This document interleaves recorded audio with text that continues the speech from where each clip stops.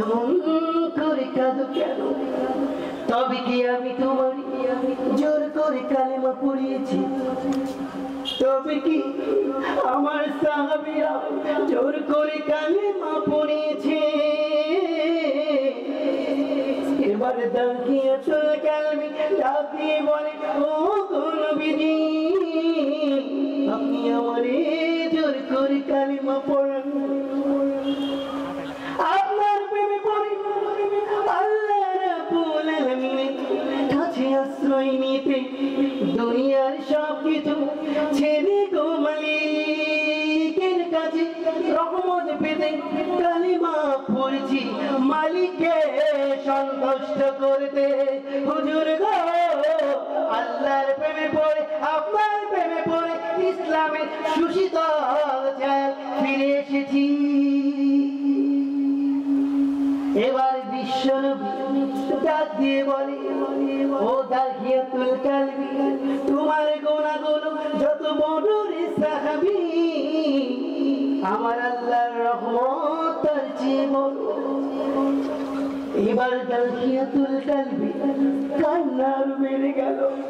ডাক দিয়ে বলে, নবীজি, সকলের গুনাহ মাফ হতে পারে গো নবী, আমারে আল্লাহ মাফ করবে না। বিশ্বনবী বলে, এর দাখিয়া, তবে কি তুমি আমার আল্লাহকে অবিশ্বাস করো? দাখিয়াতুল কালবি ডাক দিয়ে বলে, নবীজি, আল্লাহ পৃথিবীর সকল কিছুর মালিক, আমি আল্লাহরে বিশ্বাস করি। বিশ্বনবী ডাক দিয়ে বলে, ও আমার সাহাবী শোনো, যদি আমার আল্লাহরে তুমি বিশ্বাসী করো, আমার আল্লাহ তোমার সমস্ত গুনাহ মাফ করে দেবে। ওরে দাখিয়াতুল, এবার তুমি খুলে বলো কি অপরাধ করেছো? এবার দাখিয়াতুল কালবি ডাক দিয়ে বলে, নবীজি, আমার সকল গুনাহ মাফ হতে পারে গো নবী, কিন্তু আমার একটা গুনাহ কোনোদিনই আমার আল্লাহ মাফ করবে না। এবার দয়াল নবী ডাক দিয়ে বলে, ওরে দাখিয়াতুল কালবি, খুলে বল ঘটনা।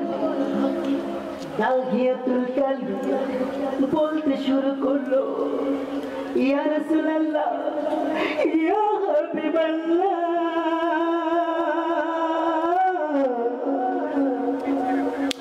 আমি আমার জীবনে একটি নয় দুইটি নয় ৭২টি কন্যা সন্তান জীবিত কবরে দিয়েছি। আমার মায়া লাগলো না, আমার দয়া লাগলো না, আমি এমন নিষ্ঠুর, এমন নির্দয়ী পিতা, ৭২টি কন্যা সন্তানকে জীবন্ত কবর দিতে আমার দয়া লাগলো না। ওগো আল্লাহর হাবিব, আমি আমার জীবনে ৭২টি কন্যা সন্তানকে কবর দিয়েছি জিন্দানন্দে নিয়ে, কিন্তু আমি এমন একটি অপরাধ করেছি নবী, যে একটি কাজ করার পরে অনুতপ্ত হয়ে আজও আমি মালিকের নিকটে কাঁদি। এবার দাখিয়াতুল কালবি বলতে শুরু করলো, নবীজি, ও গো নবীজি,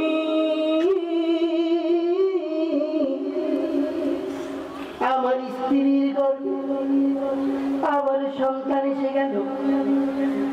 সন্তান এসে যাবার পরে হঠাৎ করে ওই সিরিয়ার বুকে ব্যবসায়ের কাজে আমার যাওয়ার প্রয়োজন দেখা দিল। আমি ডাকলাম পানির বিবিরে, ওহে পানির বিবি, তুমি শোনো,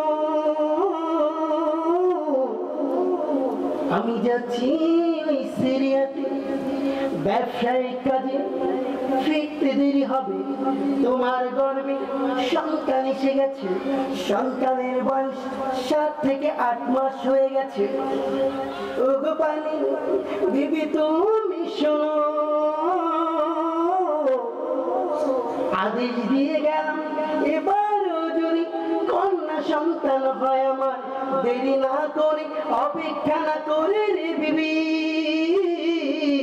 নিজ হাতে জীবন্ত কবর দিয়ে দেবে। হুজুর গো আমার স্ত্রীর গর্ভে 7 থেকে 8 মাসের সন্তানটিকে রেখে রওনা দিলাম ওই সিরিয়ার দেশে। চলে গেলাম ব্যবসার কাজে, আমি ব্যস্ত হয়ে পড়লাম, ভীষণ ব্যস্ত। এই দিকে আমার স্ত্রীর গর্ভের বাচ্চাটি আস্তে আস্তে গর্ভে বড় হতে লাগলো। যখন আমার স্ত্রীর ওই বাচ্চাটি পৃথিবীতে আসার সময় হয়ে গেল, আমার স্ত্রী সেজদায় পড়ে গেল, গায়ে দিয়ে বলে ও গো মালিক, এবার যদি কন্যা সন্তান হয় কেমন করে আমি মা হয়ে চিন্তা কবর দেব। হুজুর গো কিছুদিন পর আমার স্ত্রী আবার একটি কন্যা সন্তান দিল মালিক। আমার স্ত্রী ওই কন্যা সন্তানের দিকে তাকিয়ে মনটা খারাপ হয়ে গেল। আমার স্ত্রী মনে মনে ভাবে কিভাবে আমি মা হয়ে দেব তার চিন্তা, তবু স্বামী আমার